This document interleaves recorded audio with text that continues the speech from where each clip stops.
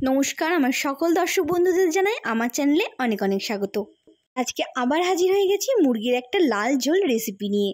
তো চলো দেরি না করে শুরু করা যাক। এর জন্য আমি প্রথমেই নিয়ে নিয়েছি 1 কেজি মতো মুরগির মাংস, কেটে রাখা আলু, আদা রসুন বাটা, এখানে পেঁয়াজ বাটা, আর ফোড়নের জন্য নিয়ে নিয়েছি শুকনো লঙ্কা, তেজপাতা, জিরে। আজকের রেসিপিতে কিভাবে মুরগির মাংসের লাল লাল ঝোল তৈরি করা যায় একদম ঘরোয়াভাবে সেটাই তোমাদেরকে দেখিয়ে দেবো। আর আমি কিন্তু আজকে মাংসের মধ্যে কোনো রকম চিকেন মশলা বা মিট মশলা ব্যবহার করব না। তো আমি দেখো প্রথমে গ্যাস জ্বালিয়ে নিয়েছি, কড়াটা গরম হতে দিয়ে দিয়েছি। কড়াটা গরম হলে এর মধ্যে দিয়ে দিচ্ছি সর্ষের তেল আর সাদা তেল মিক্সড করে দিয়ে দেবো। যেহেতু প্রথমে আলুটা ভেজে নেবো তাই জন্য তেলটা মিক্সড করে নিয়েছি। আর বাড়িতে ঘরোয়াভাবে রান্না করার জন্য এরকম ডুমো ডুমো বড় বড় করে আলু না দিলে মাংসের কিন্তু একেবারেই স্বাদ আসে না। অনুষ্ঠান বাড়িতে আলাদা ব্যাপার, কিন্তু বাড়ির মাংসের মধ্যে একটু আলু না দিলে যেন ব্যাপারটা ঠিক জমে না। দেখো এখানে লবণ হলুদ দিয়ে আমি আলুটা লাল লাল করে ভেজে নেব। আর মাংসের আলু তো আমার খুব পছন্দের, আমি যদি 1 পিস মাংস খাই তার জায়গায় 2 পিস আমি আলু খেয়ে নিই। তো আলুগুলোকে আমি এভাবেই এপিট ওপিট করে লাল লাল করে ভেজে নেব।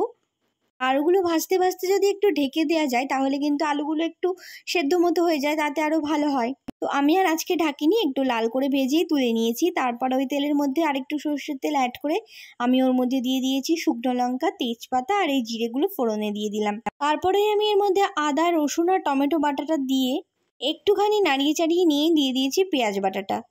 পেঁয়াজ বাটাটা দেওয়ার পর স্বাদ মতো এর মধ্যে দিয়ে দেবো লবণ হলুদ, দিয়ে একটু ভালো করে নাড়িয়ে চাড়িয়ে নিতে হবে। এবার মশলাটাকে কিন্তু ভালো করে কষিয়ে নিতে হবে। যতক্ষণ না পর্যন্ত এটার থেকে তেল ছাড়ে ততক্ষণ পর্যন্ত কিন্তু মশলাটাকে একটু কষিয়ে নিতে হবে। এর মধ্যে আমি সামান্য পরিমাণ একটু চিনিও অ্যাড করে দিয়েছি। তো তোমরা চাইলে কিন্তু চিনিটা দিতেও পারো নাও পারো। এর মধ্যে একটু দিয়ে দিলাম ধনের গুঁড়ো আর জিরের গুঁড়ো। এই গুঁড়োগুলো কিন্তু বাড়িতেই তৈরি করা। জিরে ধনে অনেকক্ষণ ধরে রোদ্রে শুকিয়ে তারপর সেগুলোকে শুকনো খোলাইতে একটুখানি ভেজে মিক্সিতে গুঁড়ো করে নেওয়া হয়েছে। এখন মশলাটা কিন্তু কষানো হয়ে গেলে এরপর কিন্তু আমি এর মধ্যে মাংসগুলোকে দিয়ে তারপর মাংসর মশলা একসাথে ভালো করে আবারও কষিয়ে নেব। মুরগির মাংস যত বেশি কষানো যায় ততই কিন্তু ভালো লাগে। একটু ঢেকে ঢেকে জোর কম দিয়ে কষতে থাকলে ঠিক এরকম দেখো কালারটা এসে যাবে। যত ভালো করে কষবে ততই কিন্তু এর স্বাদ আরও বেশি ভালো হবে। কষানোটা কিন্তু আমার মোটামুটি হয়ে এসছে। এরপর কিন্তু আমি এর মধ্যে গরম জল দিয়ে দেবো।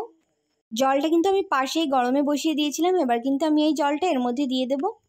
দেখো গরম জলটা কিন্তু দেয়া হয়ে গেছে। গরম জলটা দেয়া হয়ে গেলে এবার আমি গ্যাসের ফ্লেমটাকে একদম হাই করে দেবো। হাই ফ্লেমে দিয়ে এটাকে আমি কিছুক্ষণ ফুটতে দেব। একটু নাড়িয়ে চাড়িয়ে নিতে হবে যাতে তলাতে একদম না লেগে যায়। টকবক করে কিছুক্ষণ ফুটে ওঠার পর এবার কিন্তু আমি এটাকে একটা ঢাকনা দিয়ে ঢেকে দেবো যাতে মাংসটা আরও ভালোভাবে সিদ্ধ হয়ে যায়। ও তার আগে কিন্তু আমি এর মধ্যে দিয়ে দেবো ভেজে রাখা আলুগুলো। ভেজে রাখা আলুগুলো দিয়ে ভালো করে ঝোলের সাথে মিশিয়ে নিয়ে এবার কিন্তু আমি এটাকে ঢেকে দেব। প্রায় 15-20 মিনিটের মতো আমি এটাকে ঢেকে দিচ্ছি যাতে ভালোভাবে সেদ্ধ হয়ে যায় মাংসটা। চিকেন কিন্তু অনেকেই আবার না ঢেকে সিম করে করে রান্না করলেও কিন্তু এটা সেদ্ধ হয়ে যায়। আমি কিন্তু এটাকে একটু ঢেকে ঢেকেই করি যাতে একটু তাড়াতাড়ি হয়ে যায়। গ্যাসের ফ্লেমটাকে কিন্তু এমতো অবস্থায় আমি কিন্তু একদমই লো ফ্লেমে রেখেছি।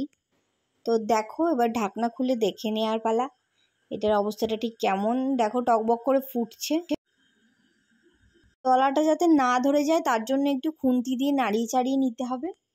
তো এখনো ভালো মতন সেদ্ধ হয়নি, এটা আর একটু হতে দিতে হবে। আর এই দেখো আমার ভাইয়ের বেড়াল রান্নাঘরে ঢুকবে বলে ওত পেতে বসে আছে।